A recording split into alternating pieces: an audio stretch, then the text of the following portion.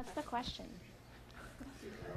Welcome to Close Up at the Newseum. I'm Sonia Gavankar, and we have some great students here today. Can you introduce everybody as a group?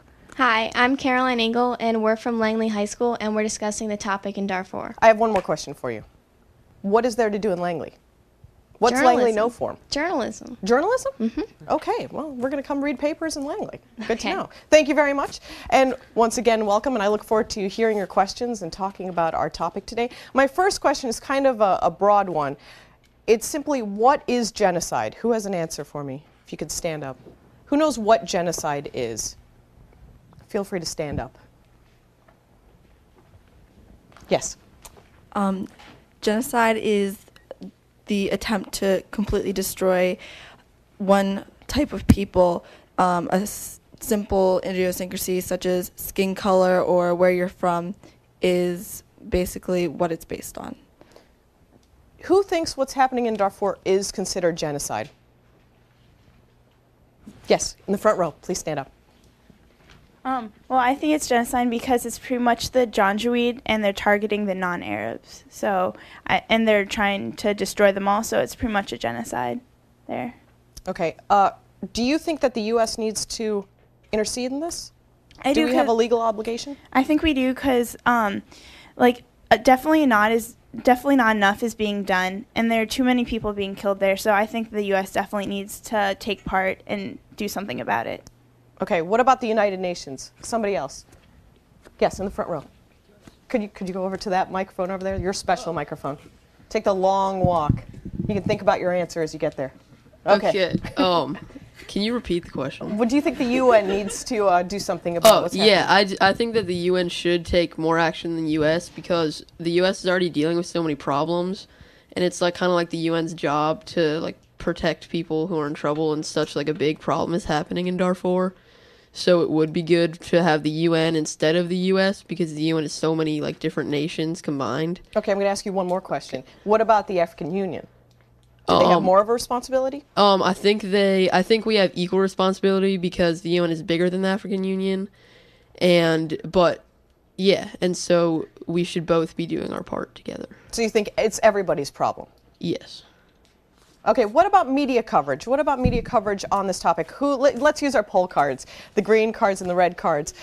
How many of you have read something, seen something on TV talking about Darfur? Green card for yes, I've seen something. Red card for I have not seen anything.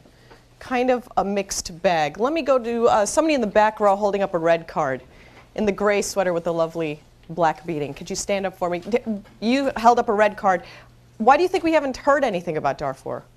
Well, personally, I didn't hear anything. Like, all I've seen is like the newspaper ads and the Washington Post basically saying like that with the one person standing and saying genocide, and I'm not really sure why, but that's all I've seen. And obviously, so you've seen advertising? Yes. You haven't even seen coverage? No, just advertising for the genocide. And like on their blogs, there are always groups like, oh, if some 1,000 people join this group, then I'll like donate $1 to Darfur and stuff like that. And that's all I've seen for advertising and media.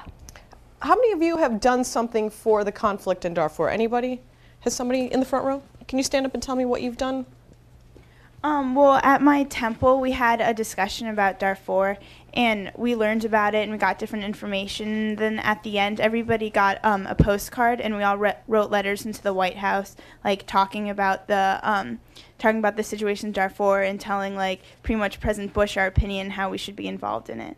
Okay, kind of a very broad question now. What do you think the U.S. should be doing?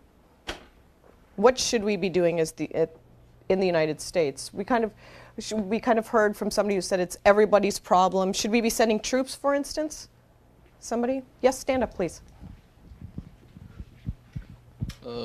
Well, personally, I don't think that it's completely the U.S.'s obligation to send troops to Darfur, the region of Sudan, because we're already dealing with the conflict in Iraq, and it might cause more problems than it solved here in the U.S. And I think it be a pretty large problem also among the the population of the U.S. because it would cause a lot of different opinions to come up, and I think it would be a lot safer, a much more safer idea to go through the UN and work through them to solve the problem in Darfur and try to control what's going on over there. Okay.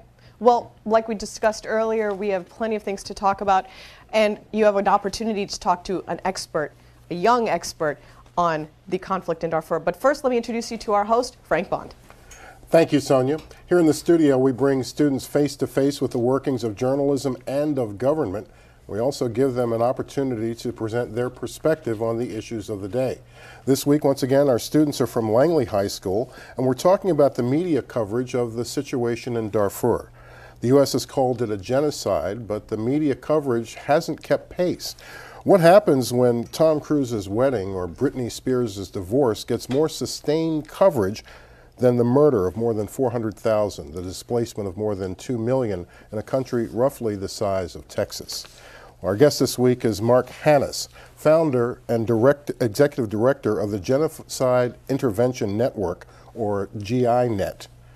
Its weighty mission is to empower citizens and communities with the tools to stop and prevent genocide. That sets the bar awfully high, but Mark has done so with his eyes wide open. He is the grandson of 4 Holocaust survivors, and from February through August of 2003, Mark worked for the Office of the Prosecutor at the Special Court for Sierra Leone. Mark, welcome. Thank you very much. Before we talk to the students, and they are the reporters today who are going to pepper you with questions, I'd like us first to take a look at our Question of the Week segment. The question, our young journalists took their cameras and microphones out into the streets of Washington and asked their peers what they think of the media coverage of the situation in Darfur. Is it enough to generate world opinion to put pressure on governments to do something? Let's take a look at what they had to say.